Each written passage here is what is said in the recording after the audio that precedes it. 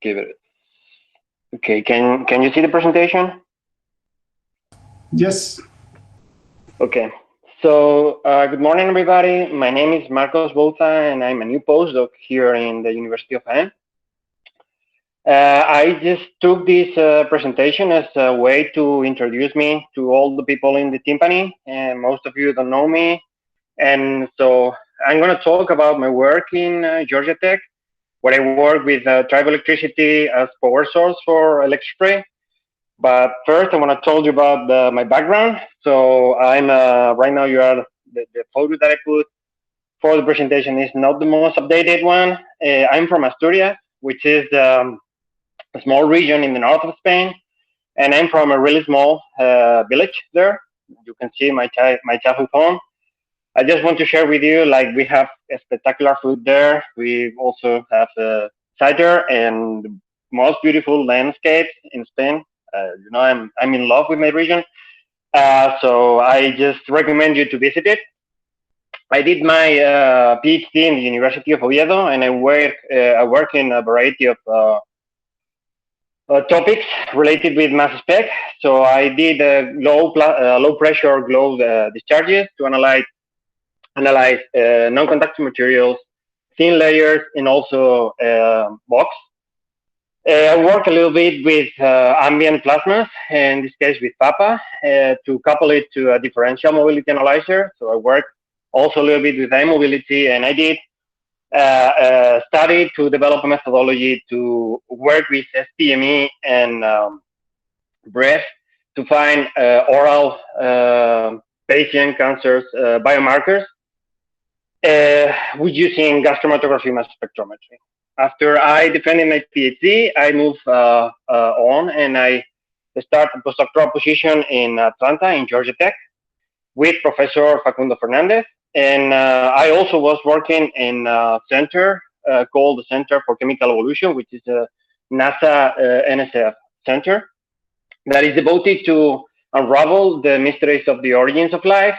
And we were working with the small molecules, trying to see if they are the precursors of the biopolymers that we have right now. I was working there in two themes, specifically using FTICR and Orbitrap to depict structures of protopeptides and protonucleotides. And I also work developing new ion sources. So the source that I was working with, it's based in triboelectricity, and you are aware about static electricity. So what we have is we have a specific material, and when we do any mechanical motion or mechanical contact, we create a charge displacement. It's a common effect in nature. So lightning is created by that, and also in our daily basis, we can experience static electricity. So when we run into balloons, we create static electricity. When we handshake in dry conditions, also we spark the other person. It's how the kite experiment from Benjamin Franklin's work. And the group that I was working with came up with the idea of using triboelectricity because there is a pioneer group in Georgia Tech that developed devices, triboelectric devices, to harness movement and convert that in power to just use as tribo wearables. So we can have a cloth that has these tribo surfaces, and we can power up whatever small device that you can wear. So the devices that I used and I will show you during the presentation, they are called triboelectric nanogenerators, or TNG. So get familiar with the term because I'm going to use it a lot.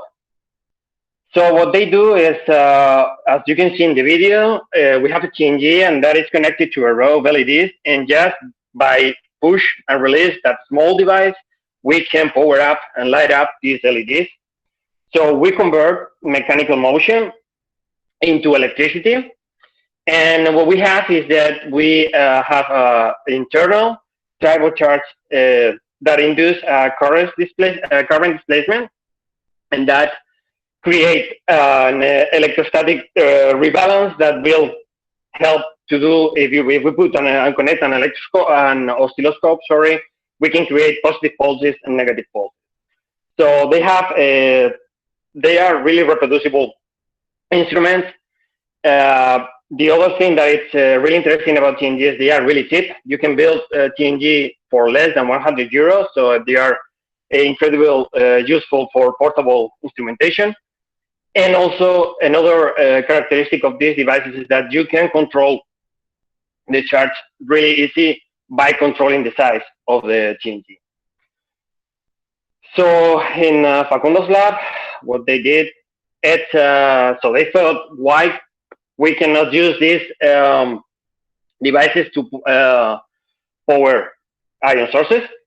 And so the first device that I showed you is the one that it's called contact separation. It's not the best one to power up ion sources, but the one that I will show you in the video, which is called a sliding freestanding TNG, it enabled the operation of a nanoelectrospray tip. What we have in the video is you have the sliding TNG. We have a movable electrode that is right now operated by a robotic arm. You can do it also by hand. And we have a nanoelectrospray tip with cytochrome C. What you can see is when we move to the positive side of the poles, or the TNG poles, we have cytochrome C signals. Using an automation, it's really reproducible. By hand, at the end, you can just being able to be really reproducible after multiple repeats. And I experienced that. Just a close look of how the sliding TNG is so we have two static electrodes, the gap, that allows us to do the charge, the positive negative change. And then we have the sliding electrode. This is how a TIC looks like in the TNG. So just to explain you a little bit, how is the system that we form when we have a nanoelectrospray tip or small plasma, as we have the two electrodes. We can build the TNG using any dielectric material. So it could be a polymer. We have TNGs built with a polymer copper or aluminum. So it depends on what you want, also the features of the material. But here, and it's the TNG that I use for most of my work there, we have a nylon for the static electrode, an FEP for the,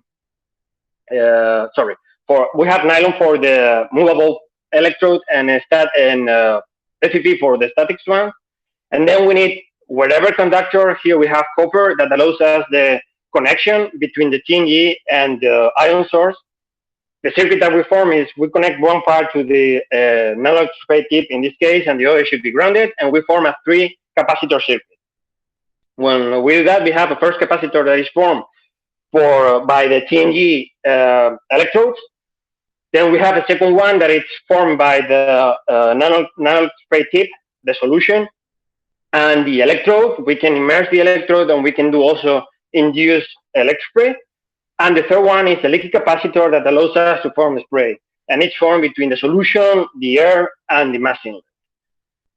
What is happening is we move the sliding electrode, we have a charge balance, and then in the copper, what we have is, if we move it in one direction, we have negative, or electrons move it to the nanoelectrospray tip, and we have a negative pulse. And if we move it backwards, what we have is that we displace, there is a charge displacement to just maintain the equilibrium, and we have a positive pulse. So the first work that they published with this device just showed that with the same onset voltage for DC nanoelectrospray and TNG nanoelectrospray, TNG outperformed DC nanoelectrospray, both in positive and negative ion modes. But at the beginning, their explanation was that we have really high open circuit voltage, and that enables this higher or better sensitivities. And also we have higher number of charges per pulse. But we thought that it wasn't enough. So we built a large area TNG, and with that we try to magnify whatever side mechanism that it was high when we use a small area TNG. So I built this one. Here I'm just nylon FEP. As I told you, it's 2 times larger. And the thing that we first saw is that the output voltages that we are applying with this device is higher compared to the previous one. The work that I will show you in the next slide, I did mainly by hand, and you can see that we can be fairly reproducible. And the first thing that we observe in negative ion mode is that we have a transient corona discharge. That corona discharge is something that you typically avoid with DC nanoelectrospray, but of course, it's because you have a corona that diminish the electrospray, and at the end, because you have the heated and you have all the stuff related with the corona, you destroy the tip. But here we have a corona that just lasts for less than 100 milliseconds. So if we have a corona, the first thing that we thought is, okay, we can analyze low polar molecules and polar molecules at the same time, and indeed we did. So with pyrene and inosine, you can see that we have both ions, and also because we have the corona discharge, we have reactant ions.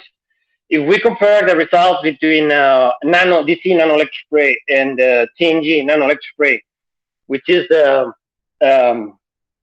figure with caffeine, inosine, and the different low polar molecules, DC nanoelectrospray is the blue line, so we have better sensitivity even when we have the corona discharge, and also we can detect all the low polar molecules just with the TENG. When we do an SEM image of the tip, the diameter is the same, and we don't have any size or shape changes in the tip after more than 1,000 pulses. So the second picture that you see there is just because we measure protein, and at the end we just left the solution there, so the protein clock after we measure the tip. And we also thought, what else we can do if we have a corona discharge? We know if we have a corona discharge that we should have radicals, because we have oxygen, we have the atmosphere, so we should have superoxide, and also we have humidity, and probably we could have OH radicals wiggling around. So one thing that we can do is we can harness that to pinpoint double bond position in fatty acids, or just oxidized double bonds. When we analyze oleic acid, for example, as you can see in the slide, what we do is, or arsenic acid, sorry, as you can see in the slide, what we do is we epoxidize the double bond, and using collision-induced dissociation, we can find specific fragments for the double bond position, is the ones that you see in pink. That allows us to say that we have a double bond position in the carbon 11 of the fatty acid. And another thing that we thought that it could be happen is that since we have really high voltages, the electric field in the tip should be higher than the one that we should have with in the vicinities of the tip that we have with DC nanoelectrospray in normal conditions. And one thing that we can do is promote a Joule effect that enhance a little bit the temperature in the tip, and that will allow us to supercharge proteins without the need of any supercharging agent. And indeed, we saw that. We can use that to just increase or better characterize proteins, because we have higher charge states that allows us to fragment these proteins with ETB. Another thing that we thought that we can do, and that's my last project there, was that what else we can do, or what other lipids we can analyze using the large area TNG corona effect. So first we try fatty acids, and then we thought that we could do that to more complex lipids, and in this case we use glycerophospholipids. So what we do, it's and I also in the Facundo's lab we have Waters Synapse G2S instrumentation, which is a Q-TOF ion mobility traveling wave ion mobility. And I thought that I can harness also that or use that instrument, because I have it at hand, to do something that is called time-aligned parallel, and increase the structural understanding of lipids, not just to the double bond position, but also to trying to differentiate isobars because we are doing short lipidomics and not we don't have any separation, and also being able to differentiate isomers.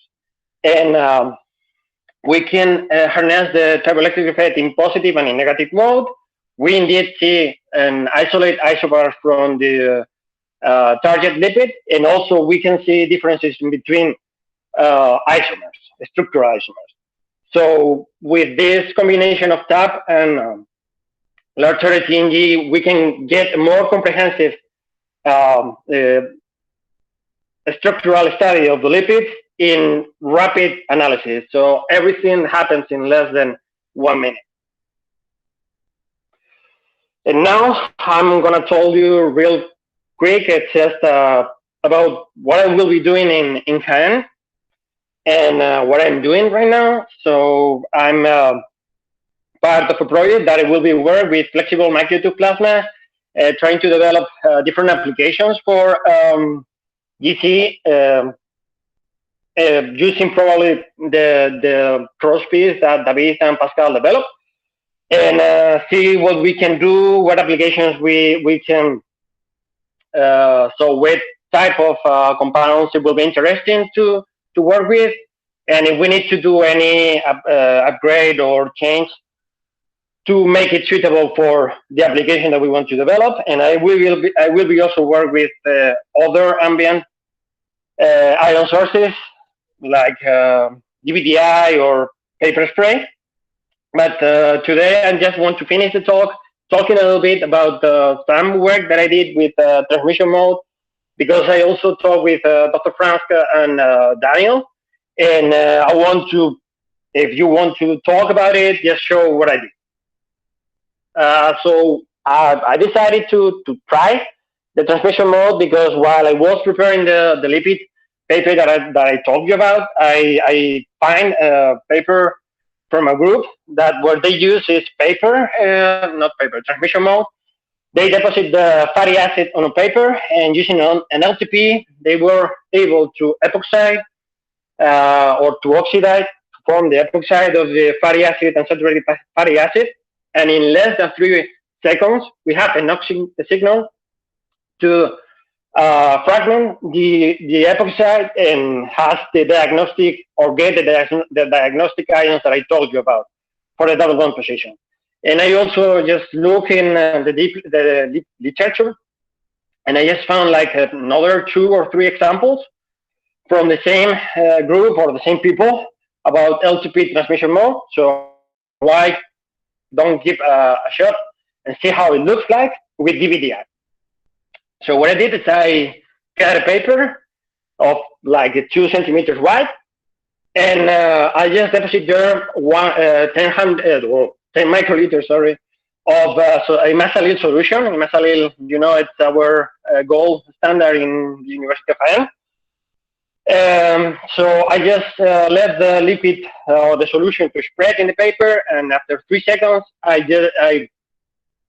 have the DVDI on using these conditions, and I put the paper right next to the mass inlet, just because they talk about, in the papers they say that they have a combination of plasma effect and solvent inlet, ionization or zero voltage paper spray, and we indeed get signal. And if we do real quick math, that it could be not accurate, but we are analyzing, if we've taken into account the diameter of the mass inlet, we can just say that for this sample right now, we are just sampling like around 300 femtomoles. That I think is, I know that we can go lower. So I showed this to Professor Franske and Daniel, and also Juan Francisco, and so it looks promising, but they asked me to do some more tests. So the first thing that I did is trying to see if the mechanism is because of the plasma or because of solvent assisted inlet ionization. And no, because the contribution of the psi it's almost negligible. Also, I thought that it could be that the helium is playing any role, just propelling the ions or propelling the sample from the paper. But when we just have the helium on and not any plasma, we don't have signal. Dr. Franske asked me to just try to test a bigger paper, so I deposit the sample in the same way using a 10 centimeter side paper, and we have signal. We still have signal. And also, I expose the sample. I deposit the droplet from one side. So I put the wet side in front of the mass inlet or in front of the DBDI, and we have signal. And even we have higher signal if we expose the wet side of the paper toward or near to the DBDI, not the plasma. So as I told you, this is preliminary work, but it looks like work. The only thing that I think is for all the stuff that I try is that we need the sample to be wet if we want to get any signal. They also asked me to analyze amino acids, and so far I try just phenylalanine, and I wasn't able to get any signal, but I don't know if it is because the analyte is too polar, or we could have any other issues releasing the amino acid from the paper. We could try other approaches like acidic solvents, or make the filter paper slightly hydrophobic. Also, we should put a mask and avoid the sample spread, because at the end we are just diluting our sample or reducing the mass that we are sampling. And as I told you, we need to do this more thoughtfully and replicate and try to optimize all the parameters, both DBDI, paper, solution, and mass spec. So if we want to continue with this, we need to work more on this. And with that, thank you for your attention, and I will take any question or comment.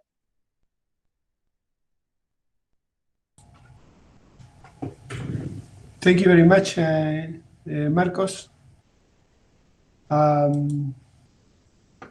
Any